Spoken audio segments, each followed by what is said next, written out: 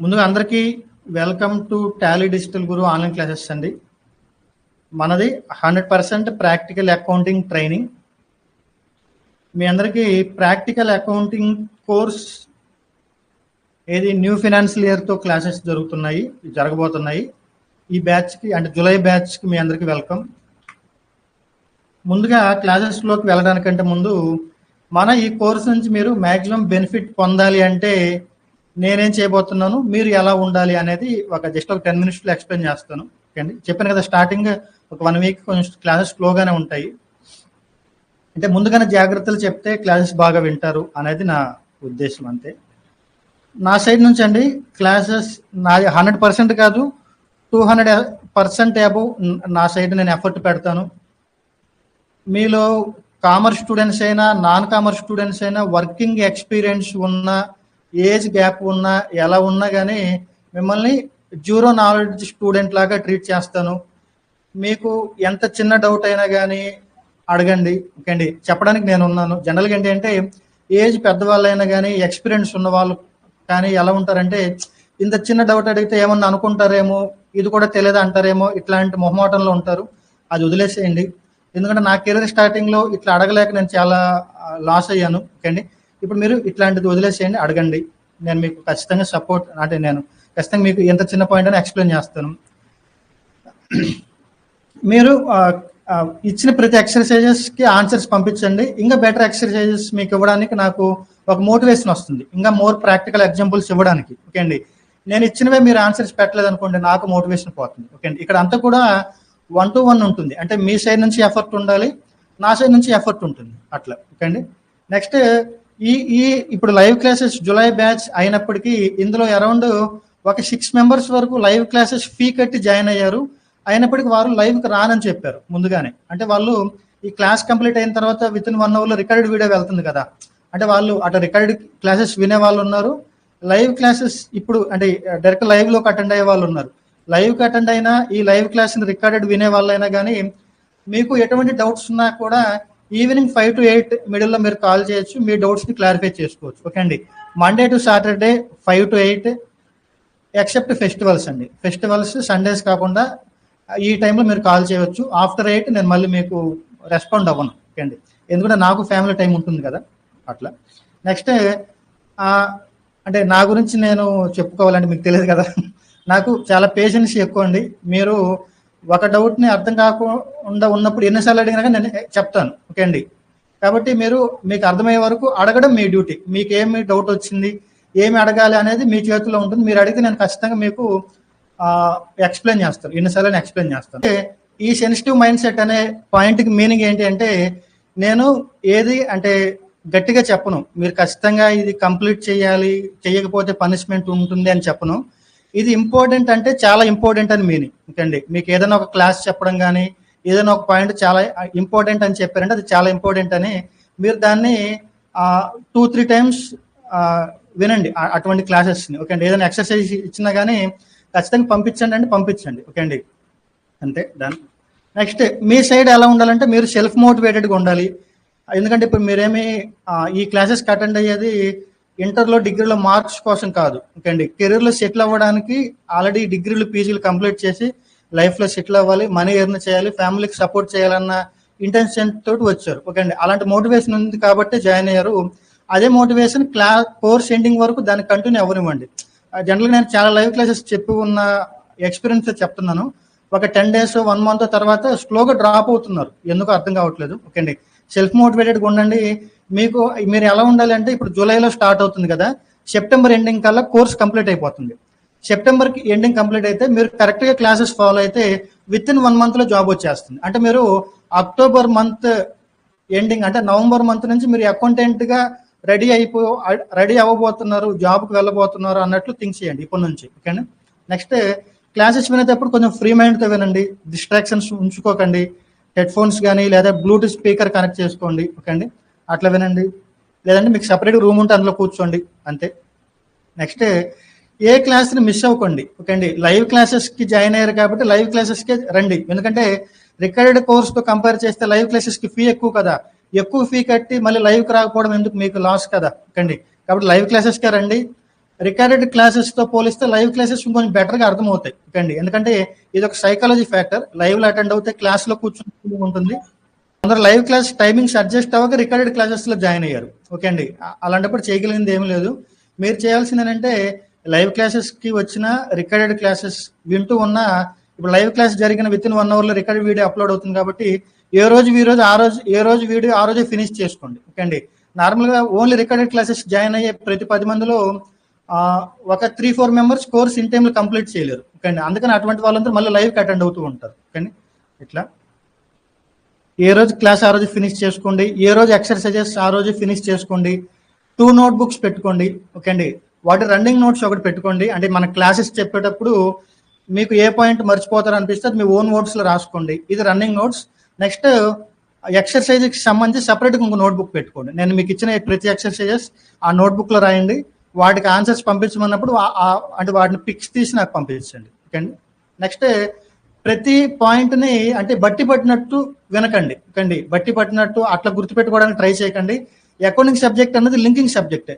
ఈ రోజు క్లాస్ తోటి నెక్స్ట్ క్లాస్కి లింక్ ఉంటుంది, ఆ తర్వాత క్లాస్కి లింక్ ఉంటుంది. మన క్లాసెస్ కానీ మన కోర్స్ కానీ అలానే లింక్ చేస్తూ క్లాసెస్ డిజైన్ చేశాను. ఓకే అండి, మీరు కూడా అలానే వినండి. ఓకే అండి, అంటే ఈ రోజు చెప్పిన టాపిక్కి నిన్న చెప్పిన టాపిక్ ఏమైనా లింక్ ఉందా, ఇట్లా థింక్ చేస్తూ నేర్చుకోండి. Accounts dead easy subject. Okay అండి, జనరల్గా ఎక్కువ మంది ఎక్కడ ఫెయిల్ అవుతారంటే లైవ్ క్లాసెస్కి వచ్చినా సరిగ్గా వినకపోవడం, లేదంటే recorded classes last 2-3 days classes అసలు వినకుండా మళ్ళీ ఈ రోజు లైవ్ క్లాస్కి రావడం. అంటే నిన్న మొన్న జరిగిన లైవ్ క్లాస్లో అంటే ఆ క్లాసెస్లో సమ్ లింక్స్ ఉంటాయి కదా, అవి వినకపోవడం వల్ల ఈరోజు చెప్పే లైవ్ క్లాస్ అర్థం కాదు. ఇట్లా ఉంటుంది. ఆ మిస్టేక్ మాత్రం అసలు చేయకండి. ఓకే అండి, అట్లా ఏదైనా ఒక క్లాస్ మిస్ అయితే అది విన్న తర్వాతనే లైవ్కి అటెండ్ అవ్వండి, లేదంటే లైవ్కి అటెండ్ అవ్వకండి, మీకు అర్థం కాదు. నెక్స్ట్ నాన్ కామర్స్ వాళ్ళు అంటే 2 టైమ్స్ వినడం బెస్ట్. ఎందుకంటే మీరు ఇప్పుడు కొత్తగా అకౌంటింగ్ సబ్జెక్ట్ నేర్చుకుంటున్నారు కదా, మీకు ఏమీ తెలియదు. కామర్స్ స్టూడెంట్స్ అంటే ఆల్రెడీ ఒకసారి విని వచ్చారు కాబట్టి ఇప్పుడు ఒకసారి వినగానే అర్థమవుతుంది. నాన్ కామర్స్ వారు ప్రతి క్లాస్ని 2 టైమ్స్ వినండి, ఈజీగా అర్థం చేసుకోగలుగుతారు. ఓకే అండి, జనరల్గా ఇప్పుడు నేను లాస్ట్ ఒక 10 బ్యాచెస్ నుంచి అబ్జర్వ్ చేసేది ఏంటంటే కామర్స్ వాళ్ళకంటే నాన్ కామర్స్ వాళ్ళు చాలా ఫాస్ట్గా క్లాసెస్ నేర్చుకుంటున్నారు. కొందరు కామర్స్ వాళ్ళతో పోలిస్తే నాన్ కామర్స్ వాళ్ళు త్వరగా జాబులు తెచ్చుకుంటున్నారు. ఇక రీజన్ ఏంటి అంటే ఈ పాయింట్ మెయిన్గా కామర్స్ స్టూడెంట్స్కి చెప్తున్నానండి. కామర్స్ స్టూడెంట్స్కి జనరల్గా ఉంటే మైండ్ సెట్ ఏంటి అంటే మేము ఆల్రెడీ ఇంటర్లో డిగ్రీలో విన్నాంలే, ఒకసారి వింటే అర్థమవుతుందిలే అని కొంచెం ఓవర్ కాన్ఫిడెన్స్తో ఉన్నారు. ఓకే అండి, మీరు తప్పుగా తీసుకోకండి, జరిగే ఫ్యాక్ట్ చెప్తున్నాను.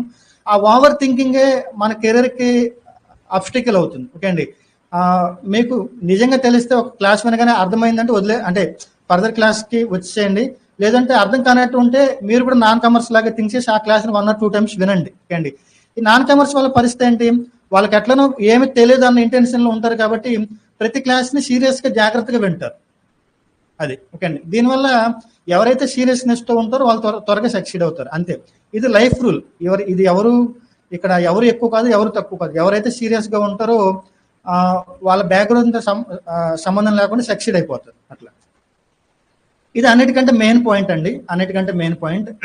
ఇక్కడ లైవ్ క్లాసెస్ ఇప్పుడు స్టార్టింగ్ డెమో క్లాసెస్ అన్నాం కాబట్టి ఫస్ట్ రోజున 30 మంది జాయిన్ అయ్యారు. ఓకే అండి, నిన్న 20 మంది జాయిన్ అయ్యారు, ఈరోజు 15 మందే వచ్చారు. ఓకే అండి, రేపు ఫీ స్టార్ట్ అయిన తర్వాత అంటే 25th నుంచి ఎవరైతే ఫీ కడతారో వాళ్ళే ఉంటారు, మిగతా వాళ్ళు డ్రాప్ అయిపోతారు. ఓకే అండి, అప్పుడు 15 మంది ఉండొచ్చు, 10 మంది ఉండొచ్చు, లేదా 5 ఉండొచ్చు. ఓకే అండి, ఇన్ కేస్ ఇప్పుడు ఈవెన్ లైవ్ క్లాసెస్కి ఫీ కట్టి ఒక 15 మంది ఫీ కట్టి వాళ్ళు అంటే జనరల్గా అప్ అండ్ డౌన్ జరుగుతూ ఉంటుంది. కొందరు వస్తూ ఉంటారు, కొందరు రారు. ఓకే అండి, ఇక్కడ కొందరు మైండ్ సెట్ ఎలా ఉంటుందంటే మిగతా వాళ్ళు రావట్లేదు కదా, అంటే నేను కూడా ఈరోజు క్లాస్ బంక్ కొట్టేద్దాం, ఇట్లాంటి థింకింగ్తో ఉంటారు. మీరు అలా ఉండకండి. ఇక్కడ నేను మీ ఒక్కరికే క్లాస్ చెప్తున్నాను, మీరు ఒక్కరే క్లాస్ వింటున్నారు, మిగతా వాళ్ళతో సంబంధం లేదు.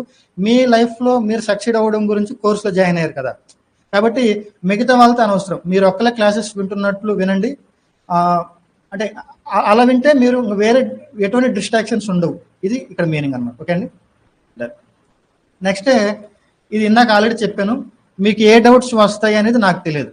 అడగాల్సిన రెస్పాన్సిబిలిటీ మీది, అడిగితే చెప్పాల్సిన డ్యూటీ నాది. ఓకే అండి, మీరు అడిగితే ఖచ్చితంగా నేను చెప్తాను. ఓకే అండి, that's it. Next final slide అండి. ఇక్కడ మీరు లైవ్ క్లాసెస్కి అటెండ్ అయినా, రికార్డెడ్ క్లాసెస్ మీరు విన్నా వినకపోయినా ఎలా ఉన్నా కానీ సెప్టెంబర్ ఎండింగ్ కల్లా కోర్స్ కంప్లీట్ అయిపోతుంది. ఇక్కడ దీని మీనింగ్ ఏంటంటే టైం దానంతట అది గడిచిపోతుంది, కోర్స్ కూడా కంప్లీట్ అయిపోతుంది.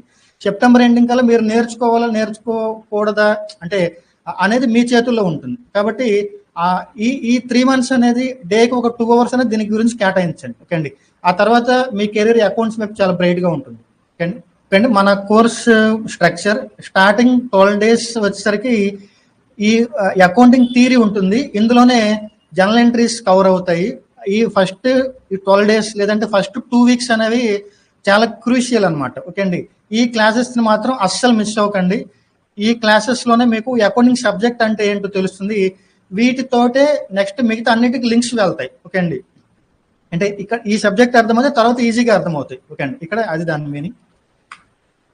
మీకు కొందరు అనుకోవచ్చు డే 1 రోజే జర్నల్ ఎంట్రీస్కి టెస్ట్ ఎందుకు పెట్టారు అని. దానికి రీజన్ నేను మీకు ఆల్రెడీ చెప్పాను. అకౌంటింగ్ సబ్జెక్ట్ ఇప్పుడు అకౌంటెంట్ అవ్వాలి అంటే ఈ స్టెప్స్ మొత్తం నేర్చుకోవాల్సిన పని లేదు. మీ చేతికి వచ్చిన బిల్ని ఐడెంటిఫై చేయడం, దానికి కరెక్ట్ జర్నల్ ఎంట్రీ రాస్తే చాలు. మిగతా 70% వరకు సాఫ్ట్వేర్ చూసుకున్నది. ఓకే అండి. ఇప్పుడు మిమ్మల్ని ఇంటర్వ్యూలో టెస్ట్ చేసేది కూడా ఎక్కువ ఫోకస్ జర్నల్ ఎంట్రీస్ మీద అడుగుతారు. జర్నల్ ఎంట్రీస్ కానీ అకౌంటింగ్ కాన్సెప్ట్స్ కానీ ఇవన్నీ కూడా ఫస్ట్ 2 weeks కంప్లీట్ అవుతాయి. ఓకే అండి. మీరు సరిగ్గా జర్నల్ ఎంట్రీస్ అర్థం చేసుకోలేదు అనుకోండి, ఇలా జాబ్కి వెళ్ళిన తర్వాత జుట్టు పీక్కోవడమే. ఓకే అండి. లేదనుకోండి ఇలా హ్యాపీ ఫేస్ తోటి మీ వర్క్ మీరు కంఫర్టబుల్గా వర్క్ చేసుకుంటారు. ఓకే అండి. డన్. ఇది నేను మీకు ఆల్రెడీ చెప్పాను. టైప్ ఆఫ్ అకౌంటెంట్స్ వీటి గురించి చెప్పాను, స్కిప్ చేసేస్తున్నాను. నెక్స్ట్ ఎటువైపు వెళ్ళాలి అంటే చెప్పుకున్నాం. ఏది financial accounting plus tax accounting, ఈ 2 నేర్చుకుంటే కెరీర్ ఆపర్చునిటీస్ బాగుంటాయని చెప్పుకున్నాం. స్టార్టింగ్ మనం ఫైనాన్షియల్ అకౌంటింగ్ గురించి చూద్దాం. ఫస్ట్ ఫైనాన్షియల్ అకౌంటింగ్ గురించి. ఫైనాన్షియల్ అకౌంటింగ్ అనేది మీకేమని చెప్పాను, నేను ఆల్రెడీ చెప్పాను. ఈ సబ్జెక్ట్ ఏం చెప్తుంది, ఒక బిజినెస్కి సంబంధించి ప్రాఫిట్ లాసా లేదంటే ఆ బిజినెస్ సంబంధించి ఏది ఎసెట్స్, ఆ బిజినెస్కి సంబంధించి ఎంత వాల్యూ ఆఫ్ ఎసెట్స్ ఉన్నాయి, ఎంత వాల్యూ ఆఫ్ లయబిలిటీస్ ఉన్నాయి అని చెప్తుంది అని చెప్పుకున్నాం. ఓకే అండి. ఈ 1 by 1 చూద్దాం. ఇక్కడ మనం ఏ సబ్జెక్ట్ నేర్చుకున్నా కానీ ఆ సబ్జెక్ట్ని ఎందుకోసం ప్రిపేర్ చేయాలి, ఆ సబ్జెక్ట్ వల్ల ఎవరికి ఉపయోగం, అండి ఎవరికి ఉపయోగం తెలియాలి. ఈ 2 తెలిస్తే ఆ సబ్జెక్ట్ని ఎలా ప్రిపేర్ చేయాలి అనేది ఈజీగా అర్థమవుతుంది. ఓకే అండి. ఈరోజు క్లాస్లో అకౌంటింగ్ని ఎందుకు ప్రిపేర్ చేయాలి, అకౌంటింగ్ వల్ల ఎవరికి ఉపయోగం అని సింపుల్గా చెప్పేస్తాను. మ్యాక్సిమం ఇక్కడ అటెండ్ అయిన వాళ్ళు అందరూ లేదంటే ఒక 90% వరకు అందరూ ఈ క్లాస్ని మన యూట్యూబ్లోను డెమో క్లాసెస్లోను విని ఉంటారు. ఆయన మళ్ళీ ఒకసారి వినండి. ఈ రోజు ఈ 2 గురించి చూద్దాం. అకౌంట్స్ని ఎలా ప్రిపేర్ చేయాలి అనేది రాబోయే మన ఈ 2.5 months కోర్స్ మొత్తం ఇది అకౌంట్స్ని ఎలా ప్రిపేర్ చేయాలి అని. ఇవి రేపటి నుంచి చూద్దాం. రేపటి నుంచి అంటే మండే నుంచి. ఓకే అండి. అకౌంట్స్ని ఎందుకు ప్రిపేర్ చేయాలి అంటే ఆల్రెడీ చూసామండి. సింపుల్గా చెప్పాలి అంటే ఒక బిజినెస్ చేయడం వల్ల లాభం వస్తుందా నష్టం వస్తుందా అని తెలుసుకోవడం గురించి, అట్లనే ఆ బిజినెస్ యొక్క ఫినాన్షియల్ పొజిషన్ అంటే ఆ బిజినెస్కి సంబంధించి ఎంత వాల్యూ ఆఫ్ అసెట్స్ ఉన్నాయి, ఎంత వాల్యూ ఆఫ్ లయబిలిటీస్ ఉన్నాయి అని తెలుసుకోవడం అనేది ఇది అన్నిటికంటే మెయిన్ పాయింట్. ఇది ఒక్కటే కాదు, ఇంకా చాలా ఉంటాయి. ఓకే అండి. అంటే ఎవరెవరికి ఎంత పేమెంట్స్ చేయాలి, ఎవరెవరి నుంచి ఎంత అమౌంట్స్ రావాలి, లేకపోతే ట్యాక్స్ అమౌంట్ ఎంత కట్టాలి, లేకపోతే మన బిజినెస్లో స్టాక్ వాల్యూ ఎంత ఉంది, లేకపోతే శాలరీస్ ఎంత ఖర్చే, ఇదంతా కూడా అంటే వీటన్నిటిని రిపోర్ట్స్ అంటాము. ఇవన్నీ తెలియాలన్నప్పుడు అకౌంట్స్ ప్రిపేర్ చేయాలి. ఓకే అండి. సింపుల్గా నాన్ కామర్స్ వాళ్ళు కూడా ఉన్నారు కాబట్టి సింపుల్గా కనెక్ట్ అవ్వడం గురించి ఈ పాయింట్ చెప్పాను. ఓకే అండి. అకౌంట్స్ ఎందుకు ప్రిపేర్ చేయాలి, బిజినెస్ యొక్క ప్రాఫిట్ ఆర్ లాస్ తెలుసుకోవడం గురించి, బిజినెస్కి ఆస్తులు అప్పులు ఎంత ఉన్నాయో తెలుసుకోవడం గురించి. ఓకే అండి. నెక్స్ట్ అకౌంట్స్ ప్రిపేర్ చేయడం వల్ల ఎవరికి ఉపయోగం, దీన్ని యూజర్స్ ఆఫ్ అకౌంటింగ్ ఇన్ఫర్మేషన్ అని పిలుస్తాం. ఇక్కడ అకౌంటింగ్ ఇన్ఫర్మేషన్ అంటే ఏమి లేదండి, ఇదే అకౌంటింగ్ ఇన్ఫర్మేషన్ అంటే. ఓకే అండి. అకౌంటింగ్ ఇన్ఫర్మేషన్ అంటే అకౌంట్స్ ప్రిపేర్ చేయడం వల్ల వచ్చిన రిజల్ట్ అంటే ఏమొస్తుంది, లాభమా నష్టమా తెలుస్తుంది, ప్రాఫిటా లాసే తెలుస్తుంది. నెక్స్ట్ ఎవరెవరికి అంటే ఎవరెవరి నుంచి ఎంత రావాలి, ఎవరెవరికి ఎంత పే చేయాలి, బిజినెస్ సంబంధించి లోన్స్ ఎంత ఉన్నాయి, ఇదంతా కూడా రిజల్ట్. ఓకే అండి. వీటిని ఏమని పిలుస్తాం, అకౌంటింగ్ ఇన్ఫర్మేషన్ అని పిలుస్తాం. ఈ రిజల్ట్ వల్ల ఎవరికి ఉపయోగం, వాటిని యూజర్స్ అని పిలుస్తాం. వాటి గురించి చూద్దాం. ఓకే అండి. అకౌంటింగ్ ఇన్ఫర్మేషన్ ఎవరు ప్రిపేర్ చేస్తారు? మనం ప్రిపేర్ చేస్తాం. ఈ అకౌంటెంట్స్ ప్రిపేర్ చేస్తాం. మనం ప్రిపేర్ చేసే అకౌంటింగ్ ఇన్ఫర్మేషన్ బేస్ చేసుకొని 1 minute అండి. మనం ప్రిపేర్ చేసే అకౌంటింగ్ ఇన్ఫర్మేషన్ బేస్ చేసుకొని అంటే మనం ప్రిపేర్ చేసే అకౌంటింగ్ ఇన్ఫర్మేషన్ని వీళ్ళు యూజ్ చేసుకుంటారు. అంటే ఆ ఇన్ఫర్మేషన్ బట్టి వీళ్ళు ఎటువంటి డెసిషన్స్ తీసుకుంటారు అనేది చూద్దాం. ఓకే అండి. ఇక్కడ యూజర్స్ అనే వాళ్ళు 2 రకాలుగా ఉంటారు. ఇంటర్నల్ యూజర్స్, ఎక్స్టర్నల్ యూజర్స్ అని. ఇంటర్నల్ యూజర్స్ అంటేనేమో బిజినెస్ లోపల ఉండేవాళ్ళు. ఓకే అండి. బిజినెస్ లోపల ఉండేవాళ్ళు ఎవరు? బిజినెస్ లోపల ఉండేది ఓనర్స్, ఎంప్లాయీస్, మేనేజ్మెంట్, ఇట్లా లేదంటే మార్కెటింగ్ ఎగ్జిక్యూటివ్స్, వీళ్ళందరూ ఎవరు? బిజినెస్ లోపల ఉండేవాళ్ళు. వీళ్ళు ఇంటర్నల్ యూజర్స్ అంటాము. ఎక్స్టర్నల్ యూజర్స్ అంటేమో బిజినెస్ బయట వ్యక్తులు. ఓకే అండి. ఎవరు? ఇన్వెస్టర్స్ కానీ, బ్యాంక్స్ కానీ, క్రెడిటర్స్, కస్టమర్స్, గవర్నమెంట్, ఈవెన్ వీళ్ళందరినీ కూడా ఎక్స్టర్నల్ యూజర్స్ అంటారు. 1 by 1 చూద్దాం, అర్థమవుతుంది. ఫస్ట్ ఇంటర్నల్ యూజర్స్ లో ఫస్ట్ వచ్చేసరికి ఓనర్స్ అండి. అకౌంటింగ్ ఇన్ఫర్మేషన్ మీద అకౌంటింగ్ ఇన్ఫర్మేషన్ మీద అందరికంటే ఎక్కువగా ఆసక్తి కనబరిచే వ్యక్తులు ఎవరైనా ఉంటారు అంటే ఓనర్స్. ఎందుకని? బిజినెస్ ని మొదలు పెట్టేది వీళ్ళు. అండి బిజినెస్ ని ఎందుకు మొదలు పెడుతున్నారు? ప్రాఫిట్స్ సంపాదించుకోవడం గురించి, మనీ ఎర్న్ చేయడం గురించి. ఓకే అండి. ఇప్పుడు మనం ఉన్నాము, జాబ్కి ఎందుకు వెళ్తాము? శాలరీ ఎర్న్ చేయడం గురించి. దేని గురించి? ఆ శాలరీ వస్తే ఫ్యామిలీని పోషించుకోవడం గురించి. సేమ్ బిజినెస్లు ఎందుకు మొదలు పెడతారు? వాళ్ళ దగ్గర ఇన్వెస్ట్మెంట్ ఉంది కాబట్టి బిజినెస్ ని స్టార్ట్ చేసి ఆ వచ్చిన అమౌంట్ తోటి వాళ్ళ ఫ్యామిలీ రన్ చేసుకోవడం గురించి. ఇక్కడ ఇద్దరు ఒకటే, ఎవరు ఎక్కువ కాదు. మళ్ళీ పాయింట్ వేరే వైపు వెళ్ళింది. ఓకే డన్ అండి.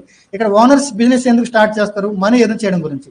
అయితే బిజినెస్ స్టార్ట్ చేసినప్పుడు దానివల్ల లాభం వస్తుందా లేదా అని తెలుసుకోపోతే ఎట్లా? ఓకే అండి. అలా తెలుసుకోవాలంటే ఏంటి అంటే వాళ్ళకి అంటే ప్రూఫ్స్ కాదు, దేని వల్ల తెలుసుకుంటారంటే అకౌంటింగ్ బుక్స్ వల్ల తెలుసుకుంటారు. ఓకే అండి. దీనివల్ల ఓనర్స్ ఎటువంటి డెసిషన్స్ తీసుకుంటారు అంటే, ఇప్పుడు ఈ అకౌంటింగ్ ఇన్ఫర్మేషన్ అంటే ఈ రిజల్ట్ వల్ల ఓనర్స్ ఎటువంటి డెసిషన్స్ తీసుకుంటారు అంటే, ఇప్పుడు అనుకున్నంత ప్రాఫిట్స్ వచ్చాయనుకోండి, బిజినెస్ ని కంటిన్యూ చేస్తారు. ఓకే అండి. అనుకున్నంత ప్రాఫిట్స్ రావట్లేదు, లేదంటే లాసెస్ వస్తున్నాయి అంటే ప్రాఫిట్స్ లోకి ఎలా తీసుకువెళ్ళాలి అట్లాంటి డెసిషన్స్ తీసుకోవడం, లేదంటే అటువంటి మార్కెటింగ్ స్ట్రాటజీస్ ఇట్లాంటివి ఇంప్లిమెంట్ చేస్తారు. ఓకే అండి. ఏమి చేసినా కానీ ప్రాఫిట్స్ రావట్లేదు అంటే మొత్తానికి బిజినెస్ ని మూసేసి వేరే ఆల్టర్నేటివ్ ఎర్నింగ్ సోర్స్ చూసుకుంటారు. ఓకే అండి. అంటే ఓనర్స్ కి అకౌంటింగ్ వల్ల ఏంటి ఉపయోగం అంటే, బిజినెస్ ని కంటిన్యూ చేయాలా లేదా, ఇంకా ఎక్స్పెన్షన్ చేయాలా, ఇటువంటి డెసిషన్స్ తీసుకుంటారు. ఓకే అండి. అంతే, చాలా సింపుల్ గా చెప్తున్నాను, మరి డెప్త్ కి వెళ్ళట్లేదు. నెక్స్ట్, మేనేజ్మెంట్ కి అకౌంటింగ్ ఇన్ఫర్మేషన్ వల్ల ఏంటి ఉపయోగం? ఓకే అండి. మేనేజ్మెంట్ అంటే జనరల్ గా వీళ్ళకి టార్గెట్స్ ఉంటాయి. ఈ ఓనర్స్ కానీ అంటే ఈ హైర్ అథారిటీస్ వీళ్ళకి ఏం చేస్తారు? ఈ మంత్ ఇంత సేల్స్ అవ్వాలి, లేకపోతే ఈ ఇయర్ ఇంత టర్న్ ఓవర్ అవ్వాలి, ఇట్లాంటి టార్గెట్స్ ఇస్తారు. ఇలాంటి టార్గెట్స్ ని రీచ్ అయ్యారా లేదా అని తెలుసుకోవాలంటే వాళ్ళు దేని మీద డిపెండ్ అవ్వాలి? అకౌంటింగ్ బుక్స్ మీదే. ఓకే అండి. ఫర్ ఎగ్జాంపుల్ ఈ ఇయర్ ఒక 10 lakhs బిజినెస్ జరిగింది, నెక్స్ట్ ఇయర్ 15 lakhs బిజినెస్ చేయాలి అని టార్గెట్ ఇచ్చారు. నెక్స్ట్ ఇయర్ 15 lakhs జరిగిందా లేదా తెలుసుకోవాలంటే ఏం చేయాలి? అకౌంటింగ్ బుక్స్ ఓపెన్ చేయాలి. టర్న్ ఓవర్ 15 lakhs అయింది అంటే వెల్ అండ్ గుడ్, అవ్వలేదంటే మళ్ళీ ఇంకేమన్నా మనం చేంజెస్ చేయాలా, ఇట్లాంటి డెసిషన్స్ తీసుకుంటాం. ఓకేనా. నెక్స్ట్, ఎంప్లాయీస్ కి అకౌంటింగ్ బుక్స్ వల్ల ఏంటి ఉపయోగం, లేదంటే ఎంప్లాయీస్ కి అకౌంటింగ్ ఇన్ఫర్మేషన్ వల్ల ఏంటి ఉపయోగం? ఓకే అండి. ఇది జస్ట్ థియరీ పరంగానే. ప్రాక్టికల్గా వచ్చేసరికి ఎంప్లాయీస్ అంటే మెయిన్ గా అకౌంటెంట్స్, లేదంటే ఈ ఫినాన్షియల్ రిలేటెడ్ చూసే వాళ్ళే ఎక్కువగా ఇప్పుడు నేను చెప్పబోయే ఇన్ఫర్మేషన్ తెలుస్తుంది, మిగతా వాళ్ళకి ఎక్కువ తెలియదు. ఓకే అండి. ఇక్కడ ఎంప్లాయీస్ అనేవాళ్ళు మెయిన్గా ఒక బిజినెస్ నుంచి ఏం ఎక్స్పెక్ట్ చేస్తారు? ఓకే అండి. జాబ్ సెక్యూరిటీ ఎక్స్పెక్ట్ చేస్తారు. అంటే ఈ రోజు మనం ఒక కంపెనీలో జాయిన్ అవుతున్నామంటే రాబోయే ఒక 5 years అయినా 10 years అయినా నాకు జాబ్ సెక్యూర్గా ఉంటుంది, అనుకున్నంత శాలరీస్ వస్తాయి, బాగా బోనస్ వచ్చే ఛాన్సెస్ ఉంటుంది, నెక్స్ట్ అంటే ఛాన్సెస్ ఉండాలి, నెక్స్ట్ ఆ కెరీర్ గ్రోత్ లేదంటే శాలరీ కానీ లేదా ప్రమోషన్స్ బాగా ఉండాలి, ఇలాంటిది ఎక్స్పెక్ట్ చేస్తారు ఏ ఎంప్లాయీ అయినా కానీ ఎక్కడైనా జాబ్కి జాయిన్ అయితే. కానీ మీరు ఈరోజు జాబ్లో జాయిన్ అవుతున్నారు, లేదా జాయిన్ అవ్వాలని ఇంటర్వ్యూకి వెళ్ళారు, వాళ్ళు నెక్స్ట్ 1 or 2 months ఆ యొక్క బిజినెస్ క్లోజ్ చేసుకోబోతున్నారు అని తెలిస్తే మీరు అక్కడ జాబ్లో జాయిన్ అవుతారా? లేదంటే మీరు ఆ బిజినెస్ లో వర్క్ చేస్తున్నారు, ఫర్ ఎగ్జాంపుల్ మీరు అకౌంటెంట్ గానే వర్క్ చేస్తున్నారు, అకౌంటెంట్ గా వర్క్ చేస్తున్నప్పుడు ఆ బిజినెస్ యొక్క కండిషన్ మీకు కళ్ళ ముందే కనిపిస్తూ ఉంటుంది, ఎందుకని మనమే అకౌంట్స్ ప్రిపేర్ చేస్తాం కాబట్టి. అది అంత ప్రాఫిట్స్ లో ఉండట్లేదు అని తెలిస్తే మనకి అది ఇండైరెక్ట్ గా 6 సెన్స్ చెప్తూనే ఉంటుంది, వీళ్ళు రాబోయే ఒక 6 months లోను 1 year లోను క్లోజ్ చేస్తారని. అట్లాంటప్పుడు మీరు అక్కడ కంటిన్యూ చేస్తారా? చేయరు. ఏం చేస్తారు?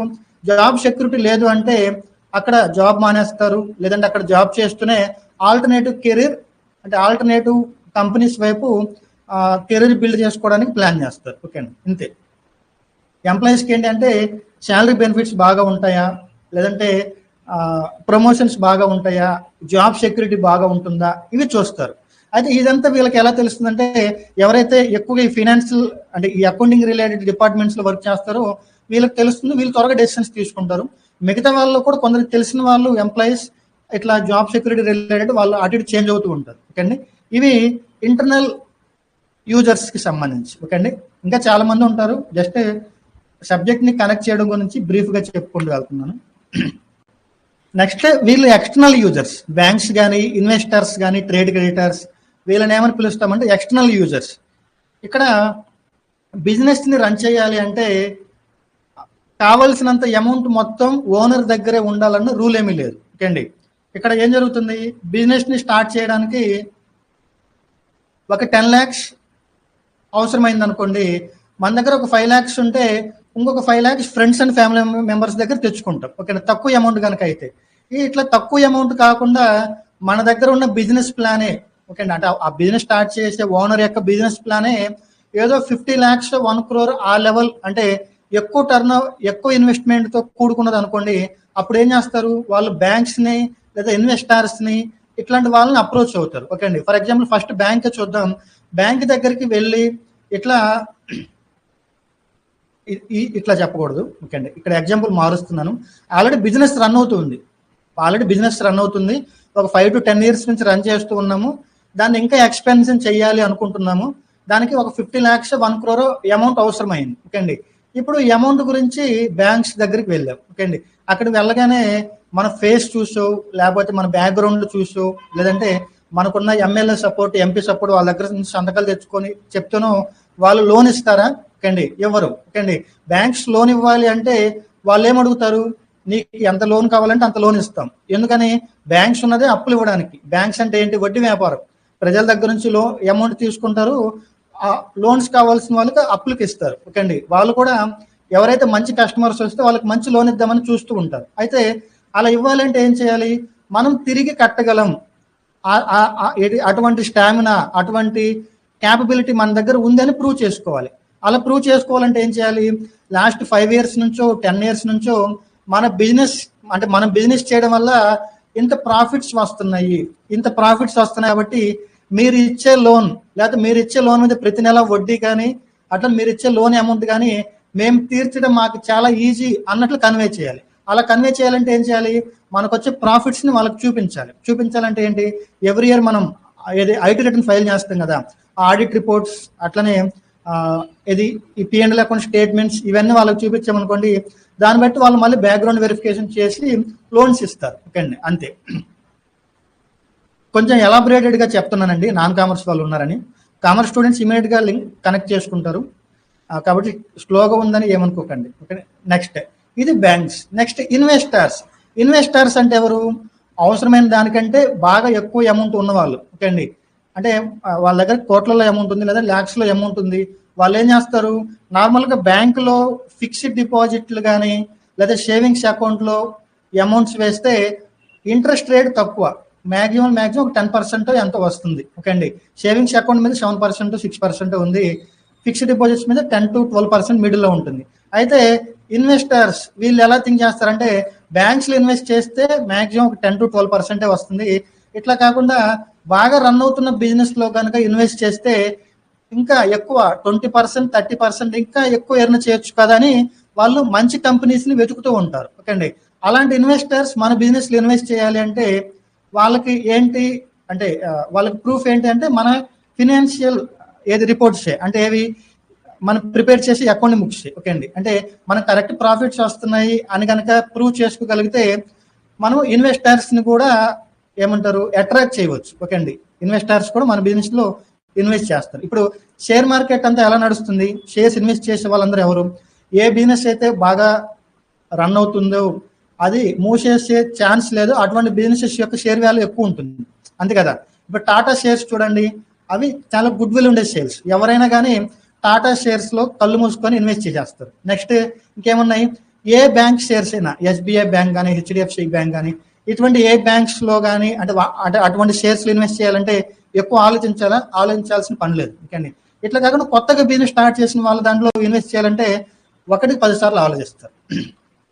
ఎందుకని, ఈ బ్యాంకర్స్ అయినా ఇన్వెస్టర్స్ అయినా వాళ్ళ మెయిన్ ఇంటెన్షన్ ఏంటి, మనము ఇచ్చిన అమౌంట్ మనకి తిరిగి వస్తే చాలు, తిరిగి రావాలి, దానికి సంబంధించిన రిటర్న్ కూడా బెటర్గా రావాలి. ఇలా ఎవరైతే ప్రొవైడ్ చేయగలరో వాళ్ళ దాంట్లో ఇన్వెస్ట్ చేద్దాం, లేదంటే వాళ్ళకి లోన్లు ఇద్దాము, అలాంటి ఇంటెన్షన్లో ఉంటారు. సేమ్ ఈ ట్రేడ్ క్రెడిటర్స్ కూడా. ట్రేడ్ క్రెడిటర్స్ అంటే ఎవరు, వీళ్ళు సరుకు అప్పుగా ఇచ్చేవాళ్ళు, గూడ్స్ని. ఇప్పుడు మీరు ఒక మొబైల్స్తో బిజినెస్ చేస్తున్నారు, ఏవండి మొబైల్ స్మార్ట్ ఫోన్స్ అనుకోండి.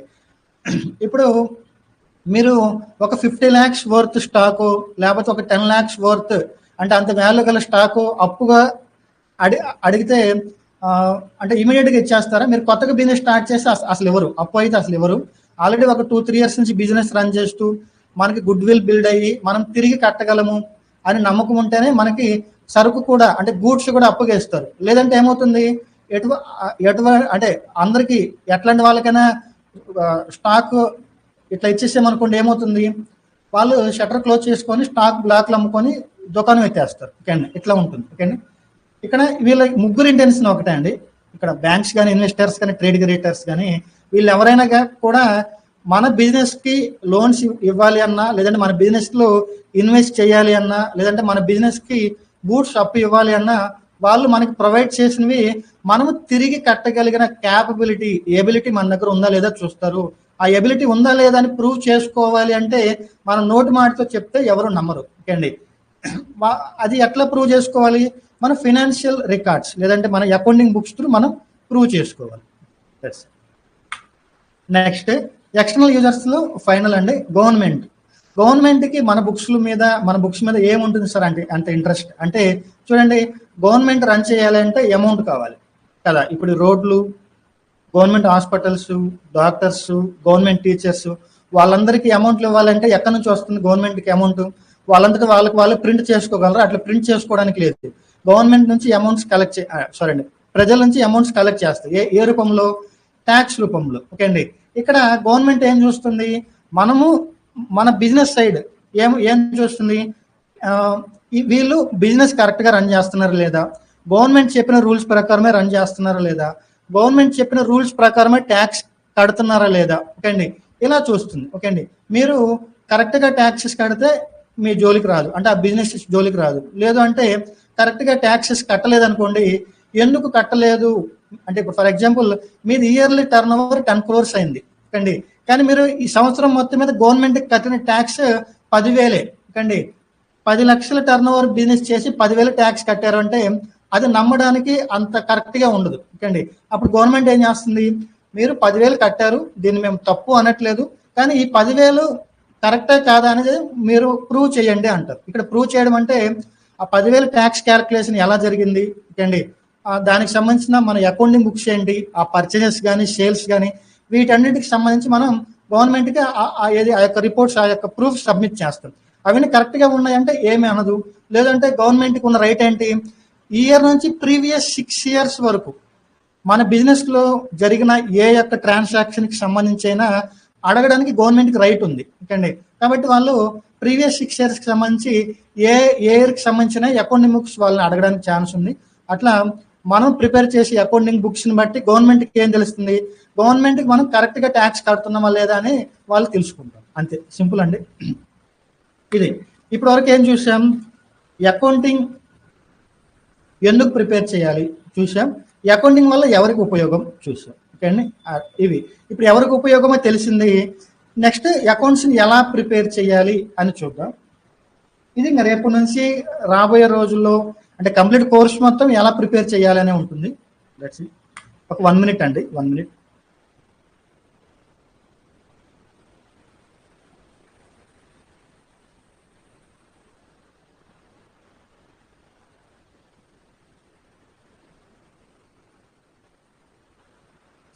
ఇప్పుడు చెప్పబోయేది జస్ట్ నాన్ కామర్స్ వాళ్ళకి మోటివేట్ చేయడం గురించి చెప్పేదండి. ఇన్ కేస్ కామర్స్ వాళ్ళు ఎవరైనా డ్రాప్ అవుతామంటే డ్రాప్ అవ్వచ్చు. ఇంకా 10 minutes ఉంది కదా. ఇది అకౌంట్స్ అంటే అకౌంటింగ్ సబ్జెక్ట్ మొత్తం ఈ 4 pillars మీద ఉంటుంది. Expenses, incomes, assets, liabilities. Okay అండి. ఈ 4 గురించి అర్థం చేసుకుంటే మీరు ఎంత చిన్న బిజినెస్ అయినా, ఎంత పెద్ద బిజినెస్ అయినా, ఏ బిజినెస్ కైనా అకౌంట్స్ ప్రిపేర్ చేయగలరు, అకౌంట్స్ మెయింటైన్ చేయగలరు.